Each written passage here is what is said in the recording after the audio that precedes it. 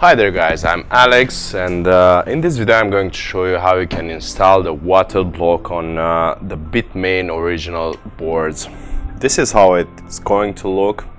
This is a board with dual WaterBlock, so it has a WaterBlock on each side. And yeah, let's get it started. Put this on the side here. Usually you'll get the board with all the radiators in if none of them had fall off during your usage or transportation. We tried asking Bitmain to send us the boards without the radiators because we don't need them, at least not when we use the double-sided WaterBlocks. We plan on testing to see if we can get just one WaterBlock and keep the radiators on the chip side. Because from our test, this is the side which gets the hottest because the chips are directly soldered, and with this vias the heat goes much quickly on the other side than it will go through the plastic case of the IC. So to get started, I'm going to remove first the radiators on the IC side. For this, you're going to need a screwdriver. Okay, so I'm going to start by removing the radiators on the IC side. For this, you're going to use a screwdriver and a hot air station. I set the station on 300 degrees, and all you have to do is to hit it here and put a little pressure on the side. Don't put too much pressure because you're going to damage the IC, but just barely push on the screwdriver, and hitting just the radiator will make sure you are not going to remove the chip from the board. Don't try putting this in an oven, trying to remove them in bulk, because if the boards get too hot, you are going to pull the chips from the board like that. I tried that before, so that's why I'm giving you this information. Not that I don't want you to speed up this process, which can take a while. If you have any resources at Bitmain, to ask them sending you the boards without the radiators on, that will be the best solution, because then you get the clean ICs, which you can put the thermal paste on. Because as you're going to see, we need to touch up a bit the silicone, which is used to keep all these radiators in place. We're going to sand it a bit.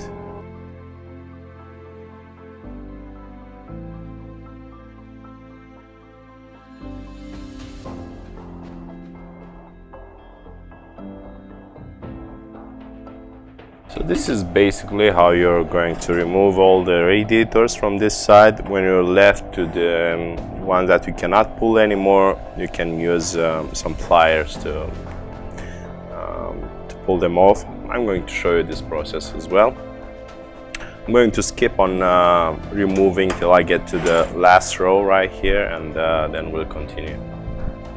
Okay, so we got to the point where I have the last row. For this, I'm going to use the plier.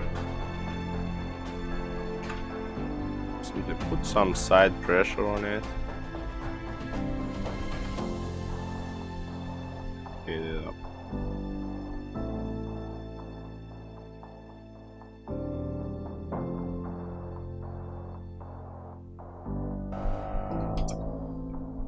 It may take a little longer on these ones because the pliers will suck some of the heat as well, but make sure you don't put too much pressure and have patience when removing these.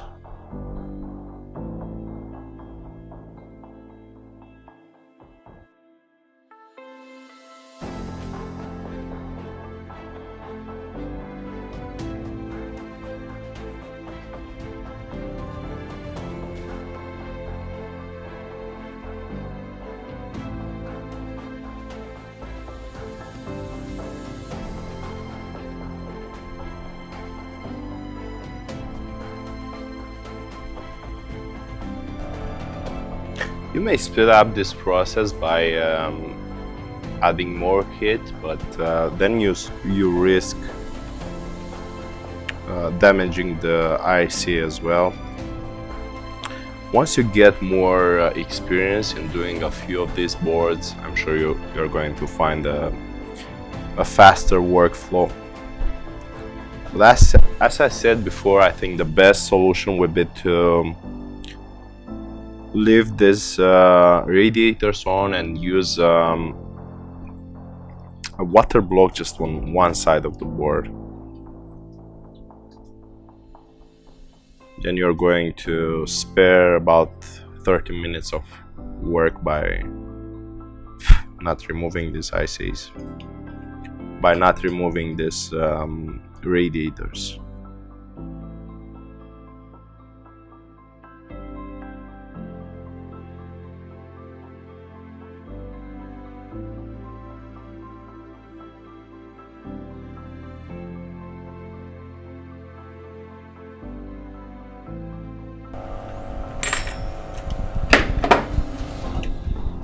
So this is it. This is how the board looks with all the radiators removed. And this is half of the job, but I think it's the hardest and the most risky one, because you risk pulling off the chips if the boards get too hot. And the next thing would be to remove these radiators here. And to do this, you must set the temperature to about 450 on this station that I'm using.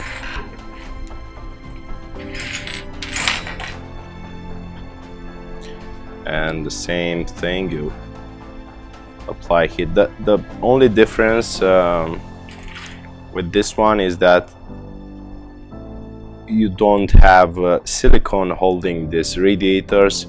It's using a solder to hold the radiators in place.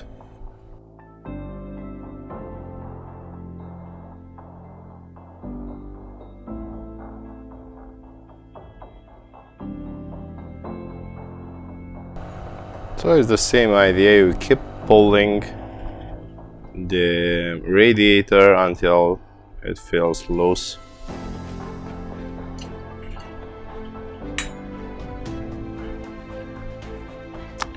You can see it's smoking because this board has been used in the oil version of the rig. We cleaned it using isopropylic alcohol, but there could be some residues still left on the board.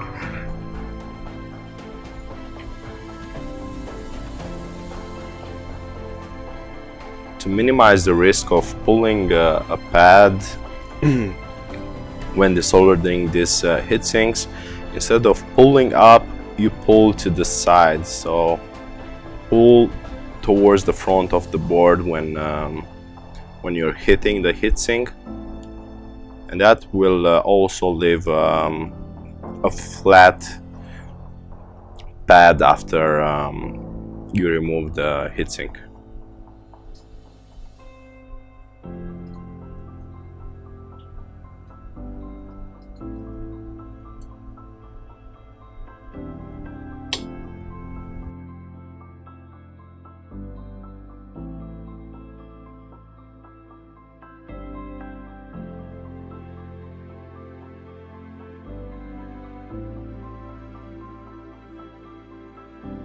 Okay, so we finished removing all the heat sinks from both sides, and this is how it looks.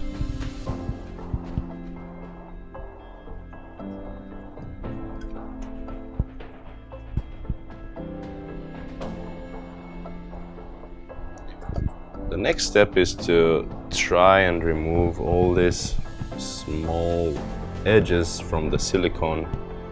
Otherwise, the WaterBlock won't properly align on the board. You can do this by using sandpaper, or in my case, I'm going to use a Dremel to sand these edges. Sandpaper might be a bit safer, but it will take a long time. I did the first board with sandpaper and it took me like half an hour or more to sand this down. I will see how the Dremel works. Hopefully I won't pull any ICs from the board. Okay, so I'll begin sanding down the edges from each IC.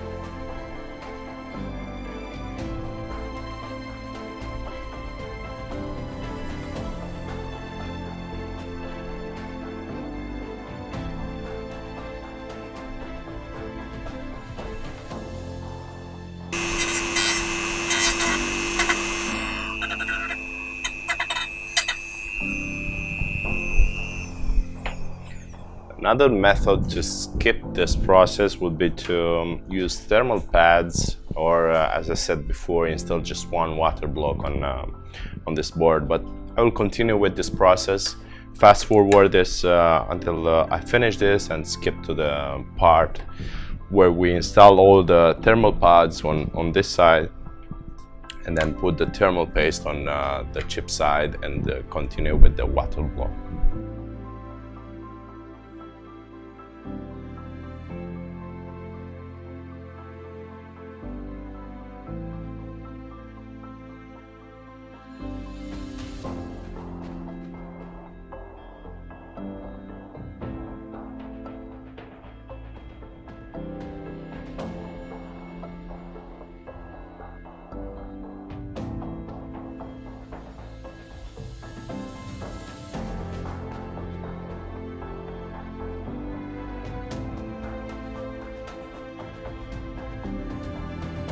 Okay, so after you finish with the board, it's all dusty, and hopefully you did not damage the board.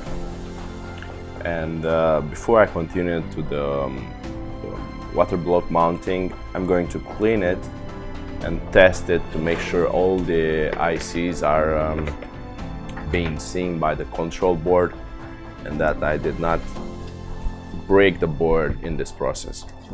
It's also important to test the boards before you start the whole process, because if you are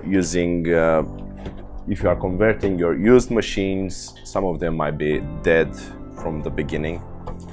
So it helps to avoid working on something that is not going to work when you put the WaterBlocks on either way. I'm using isopropylic alcohol to wipe the board. If you're going to use thermal pads, I would recommend using the 1 millimeter thick thermal pads, and get some good wattage per meter Kelvin, like 11 or 12 watts per meter Kelvin. It's going to work. That's what I'm using for the other side of the board, but here, if I can get the aluminum touching directly the ICs, I'm going to get a better thermal transfer. It's a tedious process when you do it one board at a time, but as I said before, you can automate this process mainly for cleaning up the board and things like this.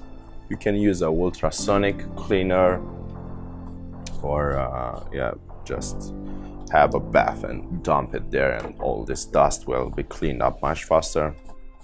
And also for the milling part, for the cleaning up of the hardened silicone, I think I'm going to use one of my CNC machines, program it to do a pass like this, and make sure it's even. That's going to be much faster than do it by hand. Okay, looks pretty good at this point. I'm going to wipe the other side as well. Make sure the thermal pads are going to have a good contact.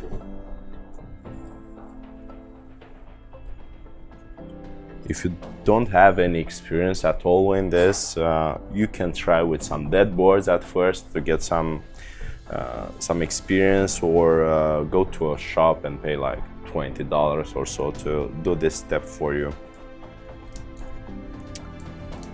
If you don't want to get involved into working with fine electronics and the Dremel on. So this is how it looks. You can see that it doesn't have that edge anymore here.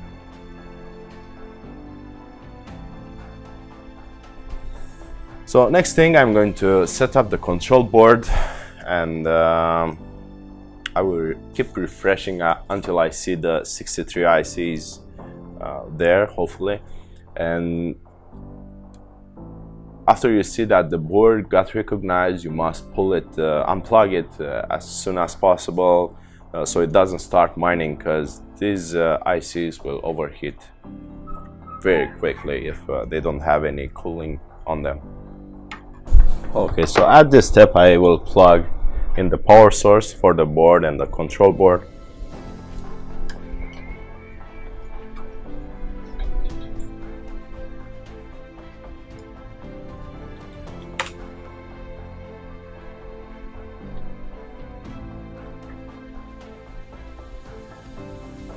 Make sure you know the IP address of your control board before you're making this test. I have loaded my custom firmware, so it will allow me to run the board without the fans. If you don't have the custom firmware yet, make sure you watch the video on how to install that, or how to build your own custom firmware. So at this step, make sure you keep refreshing the page.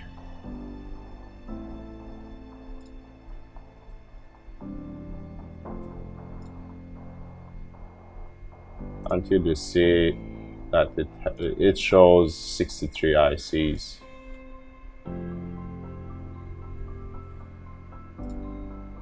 Or how many you have left after you butchered your control board. I'm kidding. It's an okay step. It's not very dangerous if you pay close attention to what you're doing. So yeah, I see it. See that it has all the ICs, and now I will plug it up.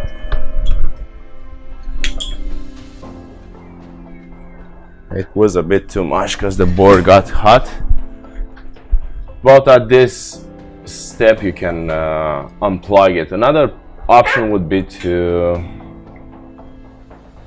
disable internet, so it doesn't connect to a pool and start mining. But sometimes, depending on the firmware you're running, you can have it doing test to see the frequency that the board can run, and that will also heat your IC. I think I'm going to do a tool to test the board more safely, so it just shows you the ICs and don't have to mine or do any calculation to overheat the board. So at this point we can continue with installing the WaterBlock. Okay guys, so before we get to install the WaterBlock on the PCB, I'm going to show you how I seal the aluminum part and the plastic lid so the water stays inside. If you get these water blocks from us, they should be already sealed and with the connectors installed. But if you are going to make this yourself, if you have access to a CNC shop and you want to go through the process of milling this entire plate yourself for various reasons, you might do so. I'm using clear silicone. I'm going to fill a syringe with it.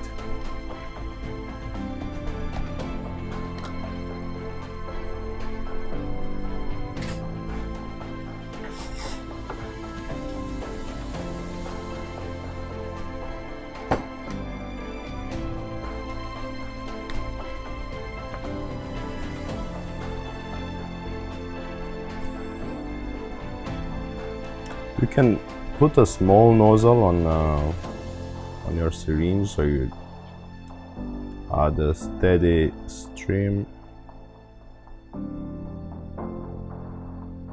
I'm going to do it without that.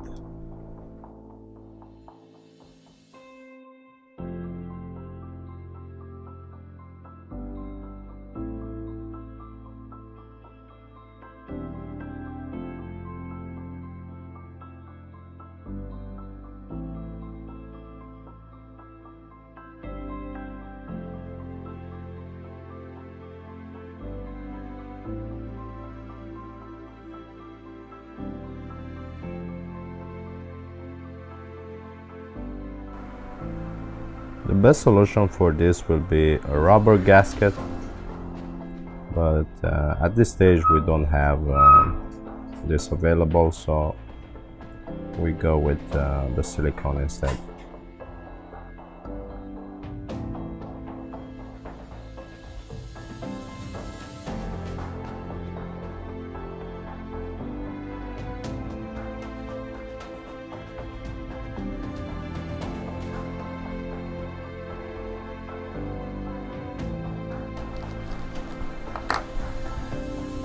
Okay, so at this stage I can put the lid on top and the screws. I find out that not tightening the screws all the way in and let the silicone dry for a few hours. Before doing that, I left it half a day, so let it like 12 hours for the silicone to really dry before you tighten all the way in. Otherwise you're going to have the silicone getting to a very thin layer, and that will not hold very well.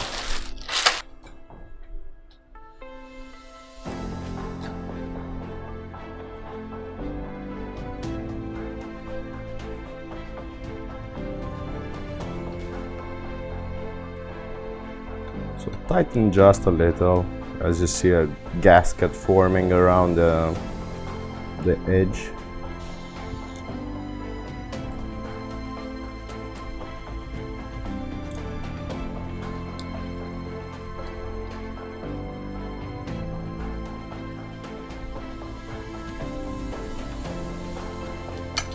Alright, so this is how it looks. So we'll continue with installing the water blocks now. I have two boards already stripped out the heatsinks. They are cleaned, and the next step will be to tighten all the screws. I left them dry overnight, and now I can tighten properly all the screws. The first time when I tried with silicone, I was tightened all the way in after applying the silicone, and it was just pouring everywhere, and just a very thin layer was remained on the actual board. which was holding all right, but when we tried a 1 bar pressure, it started to drip. And we found out that this method works the best. Another thing that we might try is to add a gasket, but for that we need to manufacture it, and that needs to be done in mass in order to keep it cheap. Otherwise you pay a lot for the setup cost on creating those gaskets.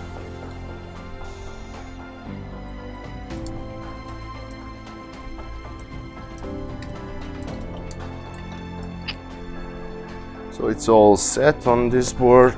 I will do the second as well.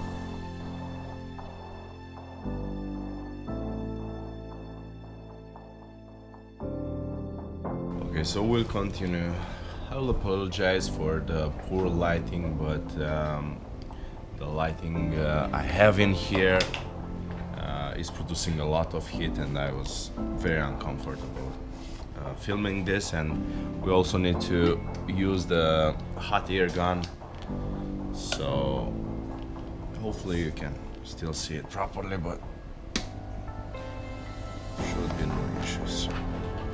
So before we go to the assembly step, I need to clean up the board from the solder grunges which were formed when removing the heatsinks. Most of them are okay, but some of them have some very sharp solder left in there that will penetrate through the thermal pads when you tighten the screws, and you will risk short-circuiting the board with those. And I will also show you how to test in case you have a short circuit because of the water blocks. For this, you can do the same thing with the Dremel as we did for the ICs, but here it's very close to the resistors and capacitors on the side. If you have a steady hand, you can try to, but I don't want to do any refactoring on this board, or repair, I should say.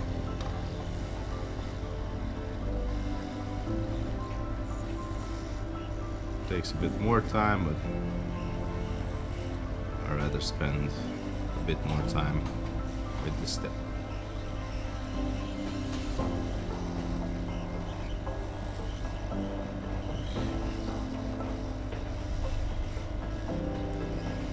If you have a more powerful iron, then you can use just that without the heating from the air station, but for me it's not doing the trick because the board has a very big power plane and it's sucking all the heat from my iron.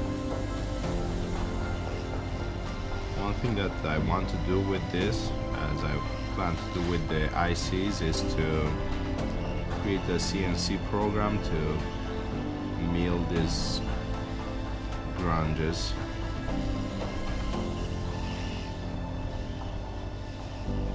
I will bust one board or two perhaps during this process, but we'll choose some of those which are already broken. But that will be much faster than doing this manually for each pad. If you're doing this for a hobby project, that might be okay, but if you want to convert 100 boards, then you'll spend a few months. Another thing that I'm considering is to put some solder paste and try to reflow all the pads. I try to avoid hitting all the components from the board too much. I still hit the ICs during this step, because these pads are directly connected to the bottom layer where the ICs are. But I did not damage any of them when I did this step on the other board, so I guess it's fine.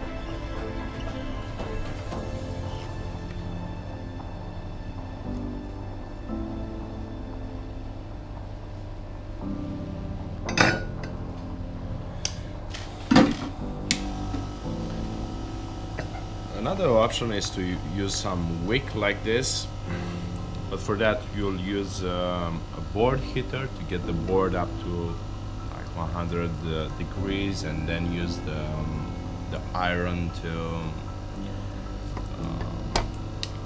hit the wick and remove the solder from these pads. I will try one of that. I don't have a board heater at this point, but right now the board is ready. I don't feel any spikes other than this one.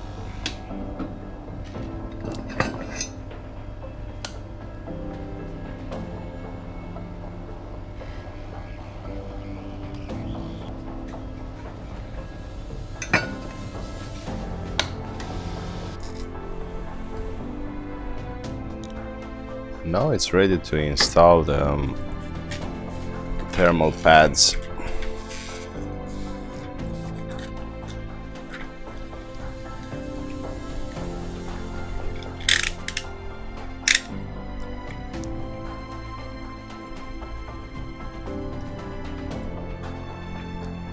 We have our custom thermal pads, which are 12 watts per meter Kelvin. We tried some lower quality pads before, but the board was overheating and was not transferring the heat properly to the water blocks.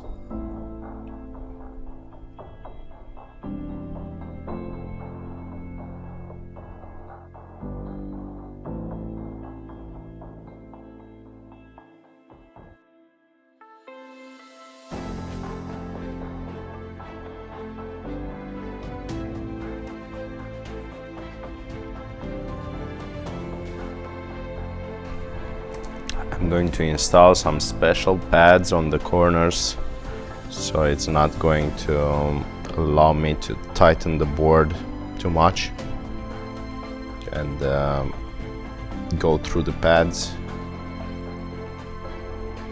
because they will get thinner and thinner until you get the water block touching the pads.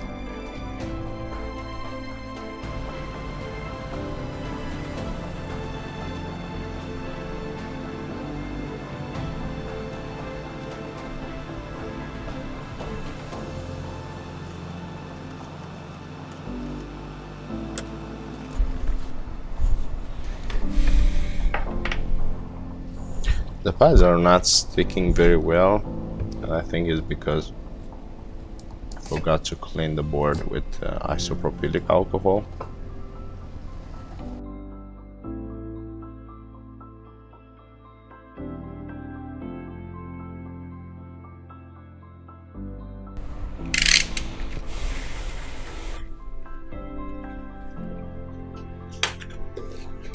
Okay, so this step is almost done.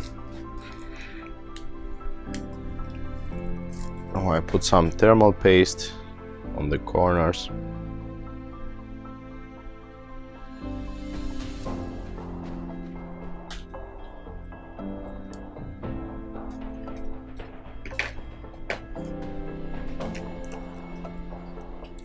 And install these ceramic pads. Yeah, they are 0.5 millimeters thick, and thermal pads that I used are 1 millimeter, so it will squeeze them until it gets to that.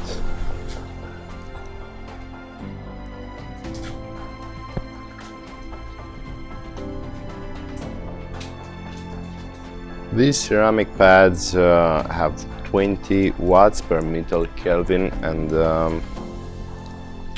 they might be a better solution, but they are more expensive, and you also need to add thermal compound top and bottom, and that's not that great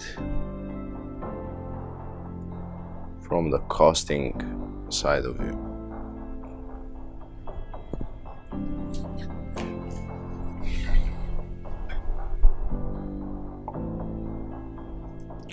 Going to align the water block now.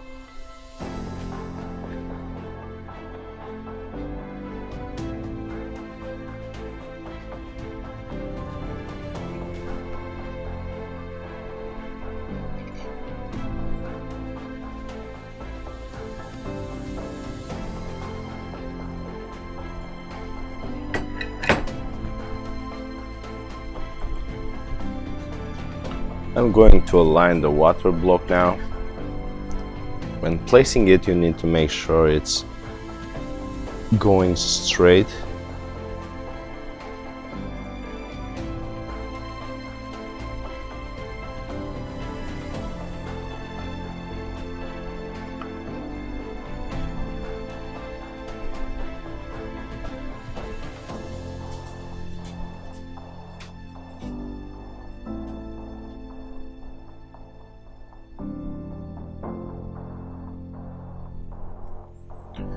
Yeah, this should be it, and I use these plastic holders.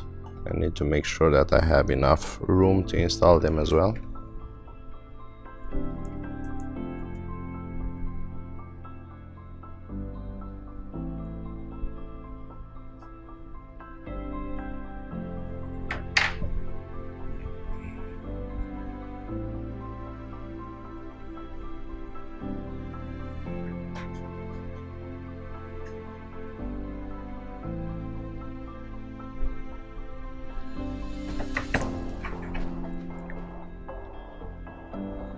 Should be fine.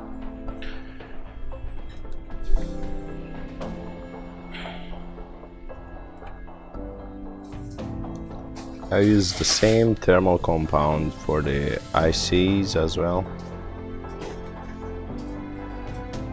Here we don't need to electrically isolate them, so the water block will go directly on top of the ICs.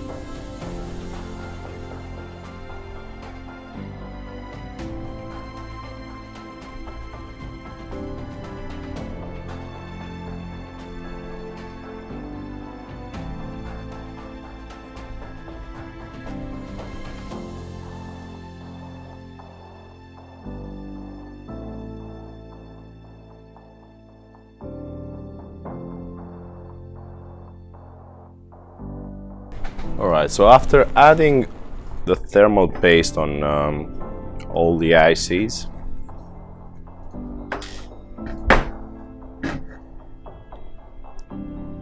I'm going to install the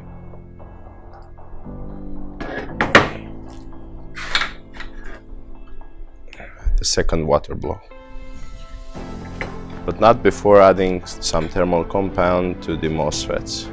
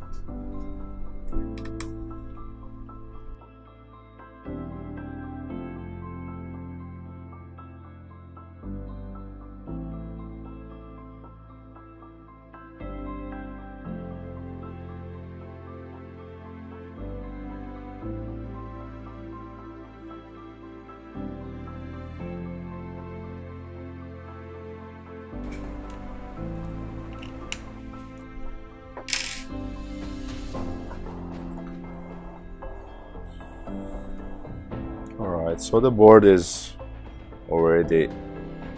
Alright, so the board is fully assembled now. I'm checking to make sure it's fully aligned with the ICs and the top pads. It's looking good, and before you go any further, you must test to make sure you don't get any shorting from the blocks with the thermal pads. For this, you set the multimeter on buzzer mode and check to see if you have a short circuit between the WaterBlock and the power source here. Check on different points. If it doesn't buzz, then you're good to go. So the blocks are connected with these screws, and it doesn't look like we have any shorting.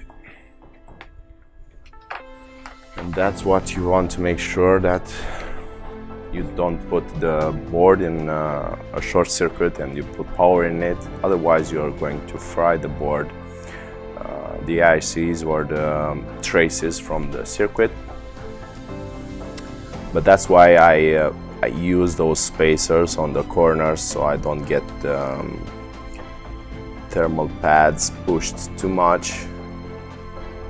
So that's why you clean up the pads as well, so you don't get any sharp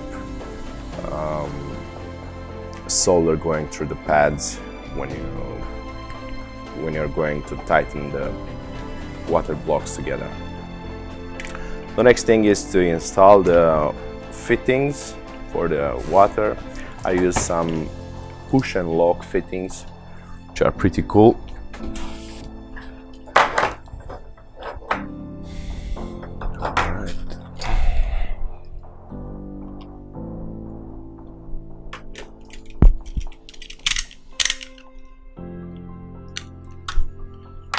They have a compound which will seal the fittings pretty good, but I had this extra lock to be able to have the fitting pointing in the direction I want.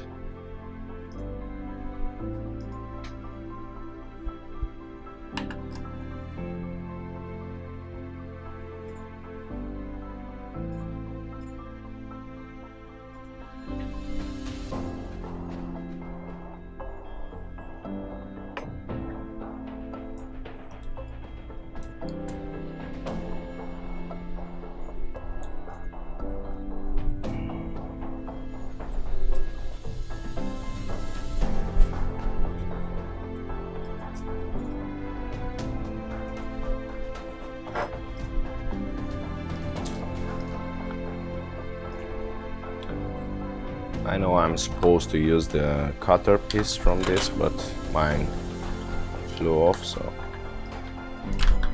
I use the cutter.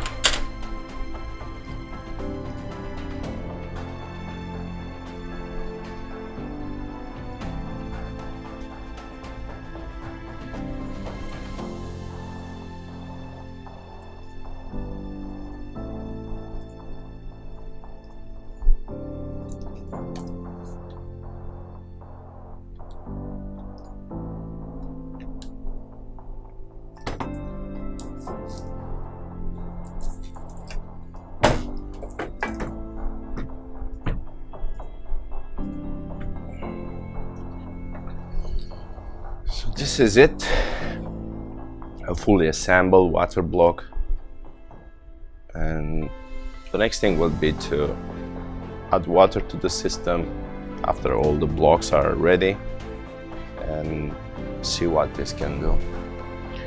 I plan on getting the entire machine set to 850 megahertz frequency. That will give 36 terahashes with 6 boards.